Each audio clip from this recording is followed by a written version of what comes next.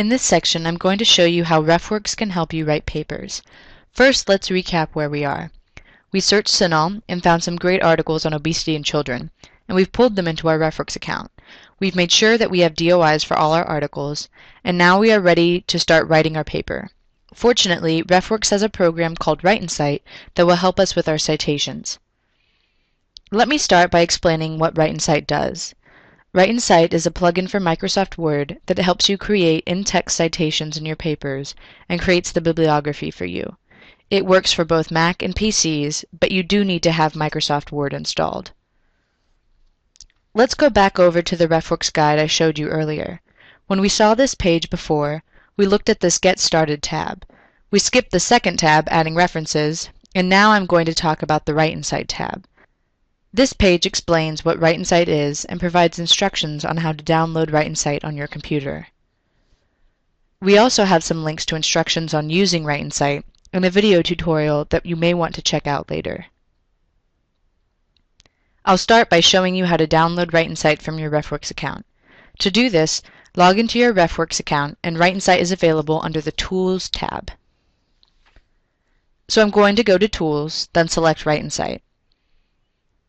We get this box that pops up that gives us the link to download Write-N-Cite. Make sure you download the correct version for your operating system. While we're on this screen, I also want to point out this login code. We will be using this a little later. Once I have Write-N-Cite installed, when I go into Microsoft Word, I get a new tab in the top ribbon on the right that says Refworks. I'm going to click on this tab now. Okay, now we have the toolbar showing. You can see that everything is grayed out because I need to log into Write-N-Cite. To do that, click the login icon. When the login box opens, we get two different options to log in. The login code option is the simplest, so I'm going to choose that. To get my login code, I need to go back over to my Refworks account and go back to that Tools page where I downloaded Write-N-Cite. Over at the top right, you'll see a long string of letters and numbers. This is your login code.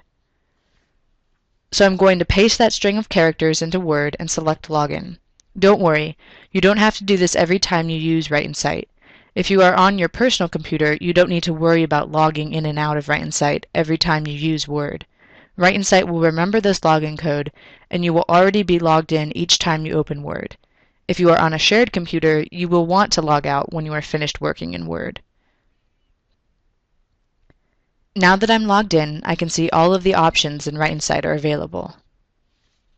I can go ahead and choose my citation style here, which will be an APA 6th.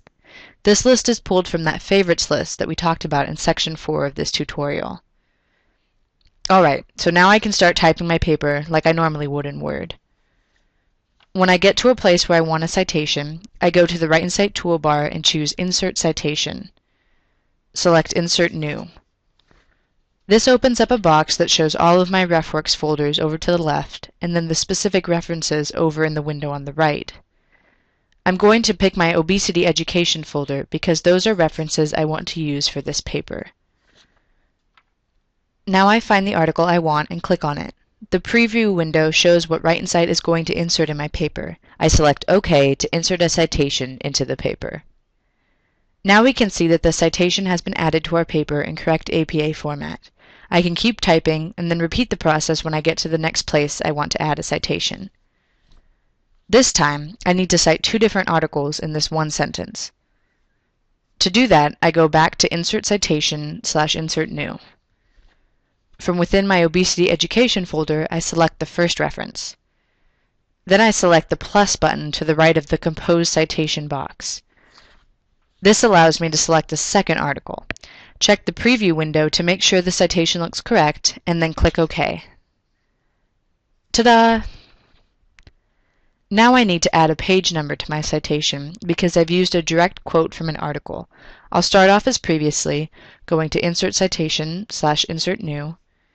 After I click the article I want, I'll come over to this box that says Suffix, and that's where I'll add my page number. You'll have to add in the spacing and punctuation yourself, so use the preview window to make sure the citation looks correct. You also have the option to add a prefix to your citation, such as cited in, or whatever you may need to use. And you can also hide the author or year, or make something only appear in the bibliography. Okay, let's say I'm done adding my citations and I want Write-N-Cite to create a bibliography for my paper. You need to place the cursor where you want the bibliography to be inserted, and then go up to Bibliography Options and choose Insert Bibliography. And just like that, we have our bibliography in APA style. Write-N-Cite created this bibliography from just those articles that I cited in my paper, not everything in my Refworks account. If you need to insert additional citations to your paper after you've added the bibliography, you can go ahead and do so.